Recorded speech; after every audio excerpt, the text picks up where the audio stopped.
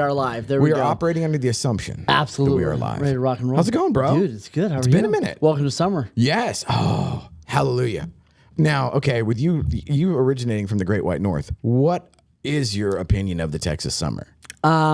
The contrast of being frozen all year long versus Texas, I'll take Texas all day long. Amen. All day long. Took me a minute to like figure out Good what answer. I do and how I roll, but yeah, way better. Well, and I absolutely hate, I don't know if I have the seasonal affective thing or what, probably, but I absolutely hate rainy, gloomy, overcast, just garbage weather. Yeah. No thanks. And there are probably, one or two times out of the year I will complain like, oh my God, it's hot. Yeah. Other than that, no, you're in Texas, bro. There you It's go. the summer. What'd you expect? Yeah. There you go. So, okay. So we got You ready to rock and roll? Yes. So how are things going? Because you haven't been here in a couple weeks. Man, they're great. No, it's really good. We got we've had amazing events. Got amazing ones lined up. Like Excellent. It's been really good. Okay. It's been And really you're looking good. a little more svelte. Yeah, we're getting there. We're getting there. You know what I mean? love it. I Yeah, love no, it. A little at a time. I just have to do everything. And Well, I saw your regimen. You see my pile of Dude. pills, supplements, shots. It's a whole thing. Yeah. And I was like, okay, I'm impressed. Yeah. Because you were just all in, bro. It was like, absolutely. Yeah. and so I've added a new wrinkle. So if anybody goes to the bathroom after me, not in a truck stop kind of way, but I added methylene blue. Ooh, Which is this? What is that? It's the bluest blue that you've ever seen. Yes. First off, and it's this tincture Yeah. that is supposedly good for a bunch of different stuff, but as a byproduct, it turns your You're gonna be glowing. yeah. Well, no, You're gonna slightly move into the blue phase. Be like Dude, that girl on the. oh no, yeah, the colloidal silver people. Yeah, there you go. Like, yeah, where you're just sitting there that and- is Papa Smurf. yes. So no, this turns your tinkle into the toilet blue. Yeah. And it's it's a shock. It's a shock to the Yeah, that system. sounds like a lot. Had to Google that. And thankfully. Am I dying? Yeah, exactly. What Thankfully, does blue mean? thankfully Google or WebMD correctly diagnosed. And turns out I didn't have Don't cancer. ever WebMD anything. I didn't have Every cancer. time I WebMD something, they're like, "Well, you're dying of ovarian cancer." And I was like, "I don't, I don't know. I don't think I that can." doesn't but track. but they're like, "No, Yeah. that's what that means." Yeah. And I'm like, "Okay, that's a tough day." Yeah. So thankfully, I do feel a little bit more. So I have my regimen, in the morning, and now I did the blue dropper in there. There you go. And it's only been 2 or 3 days. Yeah. Yeah. So the jury's out, but everybody, in the bro science world swears by it. There you go. So I'm we'll see. gonna have to add it in. Oh, Frequent- dude, and it got tons of good reviews. It's nootropic. It's for antioxidant. It's a bunch of different stuff. But they always do say well, don't do more than this, and then they get into this weird. I feel like that's a test.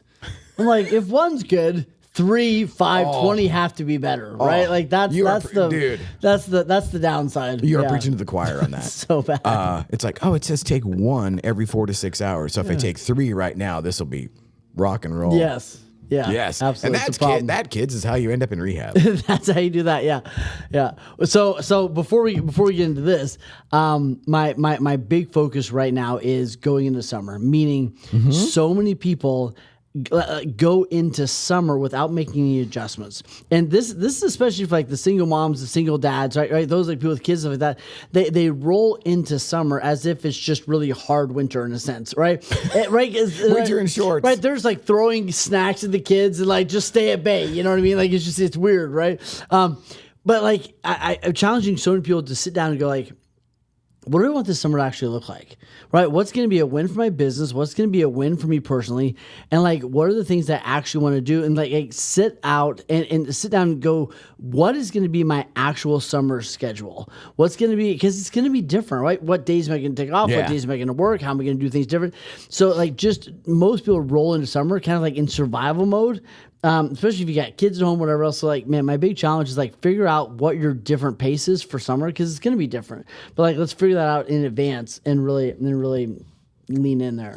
So it's weird, because we are in a seasonal business. Yeah. I'm so excited. And last month or technically still this month, but it's best one ever. And, my man Tanner's over there, and we've been just this wood shop, we're just, the woodshed just banging stuff out. And I'm fired up. Yeah. You know, and I'm not used to that.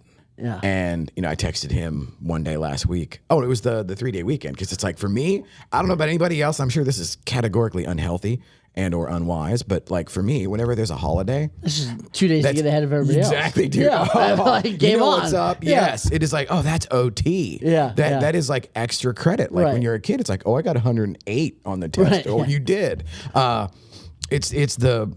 You know, I could never figure out in soccer, like, oh, there's like extra time or what, like how they, but it feels like that, at least for me. Yeah, absolutely. And so I texted him, I was like, hey, dude, what's on fire? You know, like, is there anything on fire that we need to like look at right now? And he's like, yeah, I don't think there is. And he goes, it's weird, but in a good way. Yeah, like, have we been doing things? Yeah, Oh, like, how are we making money and it's not about to burn down? I don't understand how we do both at the same time. Yes, those. Tanner's just like this calm in the storm that just rolls in. I think he floats, actually. I don't think I've never seen Tanner walk. I think he just floats into spaces and just like Dracula, does things and where then he just floats away. Yeah, exactly. Coppola's Dracula, where he just kind of floats into the room. Yeah, it's beautiful.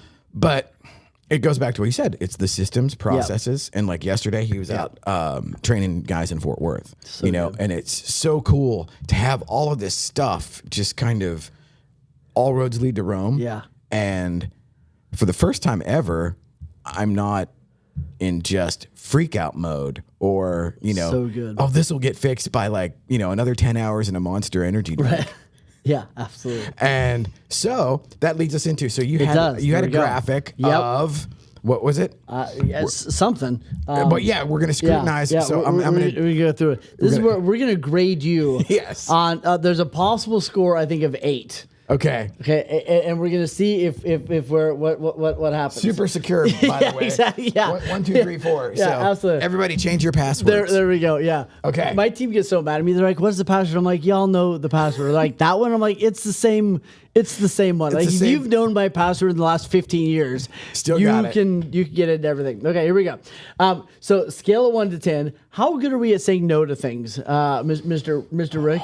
Right? Because so many people, they just say yes, they say yes, they say yes, and then and how many times do you say yes to something that you know you're going to drop the ball on, and we still say yes? Yes. Well, and so I will give myself credit on this is a learned behavior. Yes. So in the beginning, especially when you're struggling with imposter syndrome, Right. and you know, there's the element of you don't know your ass from third base. Right. And you're trying desperately to not let anybody in on that secret. Right. So I would say yes to everything, just because time management was a foreign concept. As you're going. And I don't know about you, but I used to be guilty of, I would say yes, especially if we were in person. Yeah. And then, so like, for example, you end up as a realtor or in that universe, you end up going to a ton of events, you get invited to a million things, you get to this level of saturation point of, I'll say yes to you on a random Thursday. Sure. Because, 3 weeks from now, that sounds like it'll be awesome. Absolutely, yes. 3 weeks from that time that I said yes, I'm now an hour and 10 minutes away from where your event is. Yep. I've said yes, and now I'm mad at you for inviting me. Correct. Yeah. I'm not mad at myself for overbooking. Yeah, no, and like it can become, like it really can become. My coach, brought this to my attention years ago. It's like it can almost become an integrity thing. Like, how often does somebody say, "Man, we should get breakfast"? And you're like, "That sounds great," and in the back of your mind, you're like, "Hell no!" Like, I don't want to go do breakfast with this person. You know what I mean? Yeah, you're like, so like just getting better at that. And I think a lot of times my clients, I just need to teach them how to say no. And I think there's 2 principles behind this that are so good. First off is learn how to say no better. I'd love to do that, yet it's not in alignment with my goals. I'm going to have to pass on it for now. Or, man, I wish there was 2 of me, yet I'm already committed, right? Like, first is like having good ways to say no that feel better than just a hard or a harsh no, whatever. And a pro tip that I learned is, so you can set up, I assume everyone on earth uses Gmail just because that's kind of where we are. But if you are using Gmail, you can actually set up to have anything that is structured in your email that is a date to be added to your calendar without confirming. Right. So I would say, hey, email me that because I'll totally forget. Yeah. So then it shows up on my calendar, because the flip side of what I said is also true. I might say, oh yeah, I think so. Or I might say, I don't know. Let me check. 'Cause you don't. Yeah. And to your event, but if you email it to me, something that I thought was dumb as hell in the moment 3.5 weeks later, Maybe great. it might be great. And I might be 4 minutes away. Yeah. And so now I could be like, oh man, I'm just going to pop in on Wayne. Yes. What's up? You know, because I didn't have the overcommitted thing because I didn't say Correct. yes, but I saw it there and it's on my calendar. Well, just not. and the second principle is like, get clear on your yeses, and then your no's get really easy, right? Yes. Because like if that thing pops in your calendar and you already have an appointment in there, it's easy to say. It's like, oh nope, I'm already scheduled here. It's easy to say no to it. Yes. Right. So like when you get the clearer you get on your yeses, the easier it is to say no to things. You know, like one of my clients, like he goes, man, every year I've wanted to take Friday afternoons off, and this summer I think is the day I'm going to really try to do it this summer. And I was like, that sounds like a terrible plan. Like, you're going to just try. Like, you're a busy dude, right? Like, I was like, why don't we literally just put it in your calendar as like, I stop work here and here's, you know, and he's like, oh. Yeah. And I was like, if it's not blocked off in there, like, it's not going to happen. Right. That's the thing too, where I was just going to say, you can augment all of this with technology. Yes. And so again, if it's not in the calendar, it's not happening. Correct. And vice versa. Yeah. If it's in the calendar, then that is verboten to mess with. Absolutely. And then the last two things I would say is two elements that I have added recently. There's an app called Unroll Me. Oh, I love Unroll Me. Oh, okay. So you got it already? Yes, absolutely. Okay. Yes. So there, because I'm whatever neurosis and psychosis that I have inbox zero. Right. Inbox zero. Oh yeah, that's dude. amazing. Yeah, like right now, we could do a diagnostic. That would be one unread email. Wow. And one notification on Facebook. Wow. Everything else is I'm zero. close. I have 6,604 and 226 text messages that are unread. Not even unreplied, just unread. And 376 voicemails. So we're close. I mean, we're basically doing you're right there. We're basically doing it the same. You're right basically there. You're right there. Yeah. So, so years ago, I was, I will never forget this. Ebby's Google instructor pre-COVID. And one of the things that I would like to have fun to get everybody engaged or whatever. And I'd say like, okay, who in here has over 1,000 unread emails? All the hands go up. And then it becomes this war of attrition. Right. And then the last one was something like 117,000. Yes. And I was like, at this point, just kill that one and start it all. Yeah, just start a new, start a new email. Yeah. I couldn't wrap my head around that. That's crazy. Because like, what's that? A decade probably, or at least 5 years. Absolutely. Okay, next up. Okay.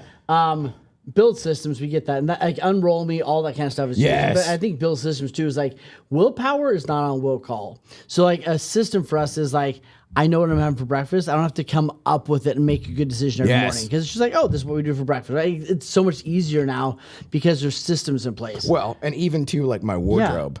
Absolutely, yes, 100%. I love these ones. I love the rule of 5 minutes.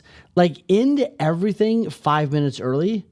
To give yourself 5 minutes, like run to the restroom, do the thing, send the thing, whatever it is. Recalibrate. So like, if it's a half an hour meeting, make it a 25-minute meeting. If it's an hour meeting, make it a 50-minute meeting, right? Like build in some stuff because this one ties into this one, which is like, don't give yourself homework, right? Homework is for kids. Kids have homework. Adults don't need to have homework, meaning like, I shouldn't get, because this is what used to happen to me all the time. I would get, like, let's say you go to a networking event and you get to the end of that event and you've got 45 minutes of homework, right? I told Joe I'd send her this. I told Sarah I'd do this. All of a sudden you get to the end of your day and it's like, oh, I'm at the end of my day and I have 3 hours of homework. That's a bunch of bullshit. Like, what am I doing with my life? Like, this is crazy. And I would do that every day. I would get to the end of my day and then I would have like, oh, I have another 2 hours of homework and I'm exhausted or I'm sitting on a plane, whatever it is. So I just decided I'm not doing homework anymore. So like you've seen me do this many times. Like say we're sitting here and I'm like, hey, I'll send that to you. I literally just grab my phone and send it to you. Yeah. Right? If I'm like, hey, we should do it on this day, I'm like, cool, let's just put it in our phone. Right? I'm not getting out of meetings with more homework. I'm not leaving a networking appointment. That's also learned behavior. Oh, it's so huge. Somebody's like, oh, I need to update my credit card. I'm like, cool. Here's her email address.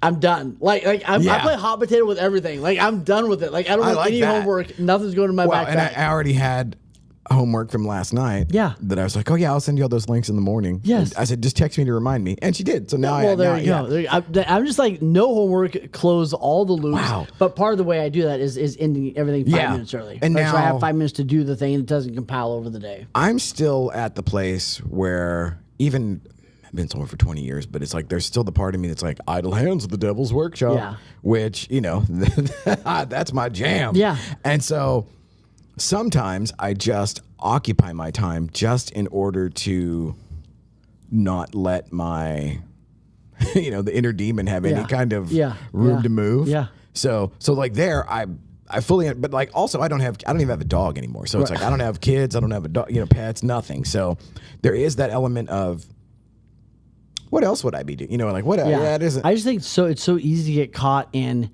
feeling like, and here's one way of saying it, like we feel like we're successful when we're busy. Oh, and that's a bunch of BS. You know what I mean? And I think when you look at it from a different perspective, it's like we did this whole training yesterday about burnout, and it's like burnout is not the price you pay to be successful. And most people think it is. Most people think burnout's the price I pay to be successful. And it's like, no, like systems and clarity and intentionality is the price you pay.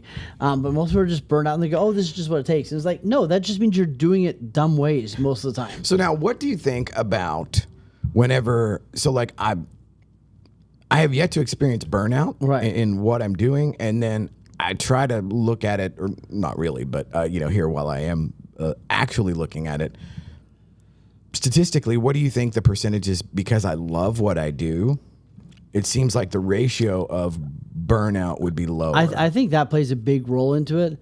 Most burnout is either like, I think one of three things. I'm doing things I don't want to do, right? You know what I mean? Which kind of like what you're saying, right? I'm not passionate, I don't like this. But I think even bigger is most people, they're juggling too many random things into right. It's just there's too many things. Scattershot. Too many balls they're trying to keep in the air instead of like, oh, I don't have to deal with this until Tuesday. Put it on the Tuesday shelf, right? Like, oh, this is Sarah's job. There's too many things in there. It's almost like there's just too much chaos in a sense, and it leads to the feeling of burnout. And most people think, oh, I'm working too many hours. It's very rarely the hours they're working. It's almost always about like they're so all over the place in those hours that they're mentally exhausted.